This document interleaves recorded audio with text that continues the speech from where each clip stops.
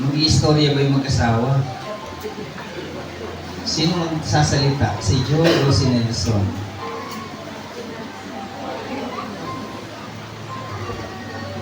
Huwag na si Sister Marvel, baka buti tayo ng last-last, baka ako magsalita na. Pero sulit ang iyak ni Sister Marvel kahapon, ano? Sister Marvel, kaya mo bang maikli ng usap?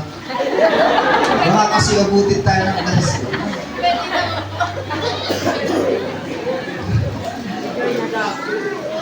Si Sister Marvel nanig. Purihin po muna natin ang Panginoon. Yun nga po talagang kami lubos sa kagalakan ng bawat isa sa aming pamilya po, sa magulang ni Nelson at may Mary nga po sa amin, na talagang nagsimula po kami sa parehong wala. Tapos, sabi ko naman sa kumari, talagang dumadayin po sila sa amin. Sabi ko, simpleng kasalan lang naman talaga ang aming ang mahalaga, mailagay natin sila sa maayos na hindi sila mapailalim sa kasalanan, sapagkat ang kasalanan ay bunga ng kamatayan. At ang sabi ko nga, sa aking magiging kabalain noong una, sabi ko, Mare, walang imposible sa Panginoon. Sabi ko gano'n. Ano man ang ating ano man pagkukulang na sa darating na kasalan, walang imposible sa Kanya, siya magpupuno ng lahat. At gano'n na nga, nang luwapit sila sa amin, ayun nga po talagang simpleng kasalan. Dapat nga po talaga isang buwan lang yun na bagamat ako'y magulang ni Mary Joy, kumbaga walang problema talaga sa akin kasi babae yung sa akin. Pero tinignan ko din yung kabilang side, sabi ko, hindi naman ako aayon sa gusto ng dalawa na February 24. 1 month lang. Sabi ko, kahit ako ang magulang ng babae, hindi ako kumbinsido na February 24. Pwede namang i-adjust pa ng kuunti, sabi ko gano'n. So, ayun nga, sa pagtatapos nga po ng usapan naming mga magulang, na pagdesisyonan namin na March 23. Kaya, lumakad ang mga araw doon. Ang kumari ko talagang, sabi ko, Mare, magtiwala ko. Kala, sabi ko, ang Panginoon laging nandyan sa atin. Tapos, ayun nga, sabi ko, Mare, mag-church tayo ng Sunday, sabi ko gano'n, bago, kasi nakadalawang punta po siya dito bago ikinasal si Mary Joy. Sabi niya, natatakot daw po siya sa mga, hindi, walang sabi ko, iba na ngayon, mahigpit na masyado ang Coast Guard, kaya wala nang iisipin na pakalulubog. Sabi ko, yung mga panahon kasi na mangyari yung talaga namang bagyuhan, sabi ko pong gano'n. Kaya huwag kang basta magtiwala ka lang, Mari, walang mangyayaring masama.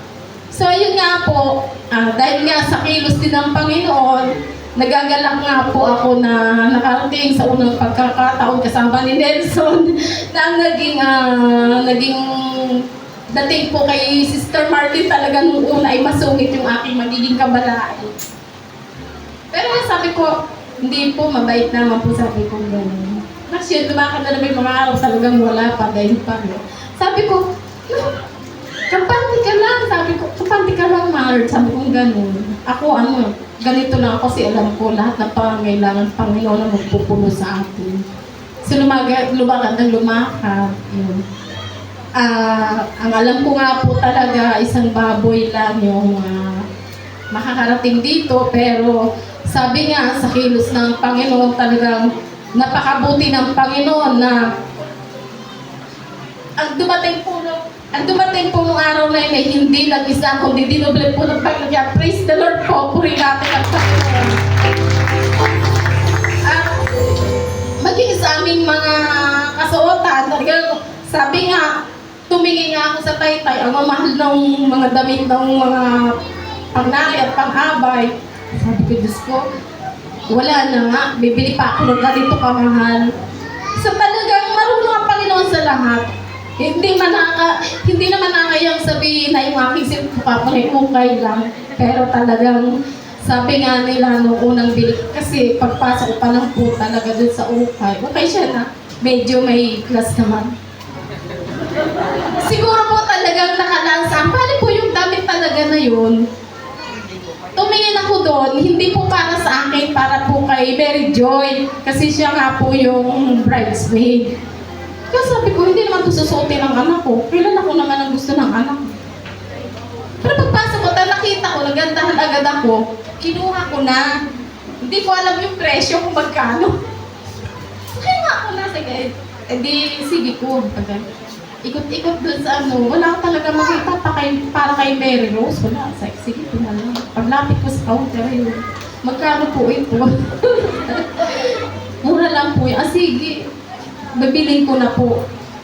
Walang dalawang salita talaga pong kinuha ko kasi maganda. Grabe yung akin pong sinot kahapon. Okay lang po yun. Pero alam ko na napakaganda ko sa panahon ng Panginoon po. Kunin po natin ang Panginoon. At yun nga po, naging naganap na kasalan dito kahapon. Talagang lahat po ng kapamilya, hindi po kami umaasa na gano'n. Magiging napakaganda po. Kaya sa lahat po ng namahala kay 2 beses ko na po silang naging kumaret kumpare. Kaya sa mag-asawa po ni Sister Marilyn at ni Pastor Pipit na talagang sila po talaga yung punong abala dito na parang sila po talaga yung may pakasal kasi kami nasa kabayanan. Pag may gawain kami dito, hindi pa kami nakakatulong.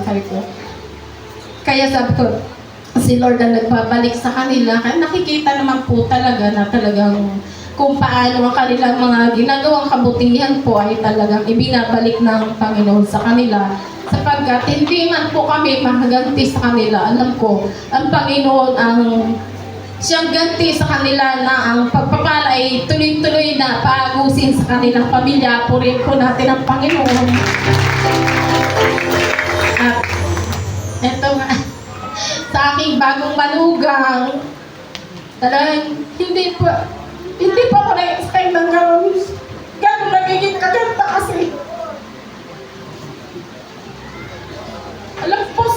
Alam po namin na talagang sila ay wala. Kami din po ay nasa level pa rin ng, ayoko na pong sabihin ng wala. Kasi pinagpala na po kami ng Panginoon. Makagraduate ng aking mga anak. Nag-start na po kami na pinagpala ng Panginoon po. Kaya talagang lubos-lubos po ang aking kasiyahan. Kaya nga po nung kasalan, hindi expected ng lahat na magiging gano'n. Isang baboy lang po talaga. Talagang tinobli nga lang ng Panginoon. Kaya naging maganda po ang naganap na kasalan. Kaya Nelson, ako'y talagang galak na galak sa iyong mga magulang sa ginawa nilang pagsuporta sa inyo ni Mary Joy. Talagang kami lubos na nagagalak. Kaya thank you po sa lahat ng mga kabataan na talagang nag-effort po. Pasensya na po talaga kayo sa amin.